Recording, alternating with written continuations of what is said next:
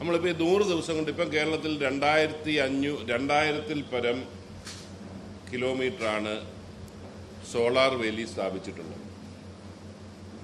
ഈ 100 ദിനം തീരുമ്പോഴത്തേക്കിനും അത് 2500 കിലോമീറ്ററാക്കി ഈ 100 ദിവസം കൊണ്ട് വർദ്ധിപ്പിക്കും. തുടർന്ന് ഈ വർഷം തന്നെ അത് 3000 വർദ്ധിപ്പിക്കും. ഇതാണ് ഇപ്പോഴത്തെ ഡിപ്പാർട്ട്മെൻറ്റിൻ്റെ പ്ലാൻ. പക്ഷേ ഈ സോളാർ ഫെൻസ് ഉള്ളിടത്തും പ്രശ്നങ്ങളുണ്ട്. അതിൻ്റെ വോൾട്ടേജ് ഫ്ലക്ച്വേഷൻ ഉണ്ട്, പല കാര്യങ്ങളുണ്ട്. അതുകൊണ്ട് ഒരു സെൻട്രലൈസ്ഡ് ഈ സോളാർ ഫെൻസിങ്ങിൻ്റെ വോൾട്ടേജ് അടക്കമുള്ള വിഷയങ്ങൾ വീക്ഷിക്കാനുള്ള ഒരു സെൻട്രലൈസ്ഡ് ഒരു പ്ലാറ്റ്ഫോം ഉണ്ടായിരിക്കും. പബ്ലിക്കിന് പോലും ആക്സസ് കൊടുക്കും, ലിമിറ്റഡ് ആയിട്ട്. അവർക്കും കയറി നോക്കി എവിടെ വോൾട്ടേജിൻ്റെ കാര്യമുണ്ട് എന്നുള്ളത് പരിശോധിക്കാം.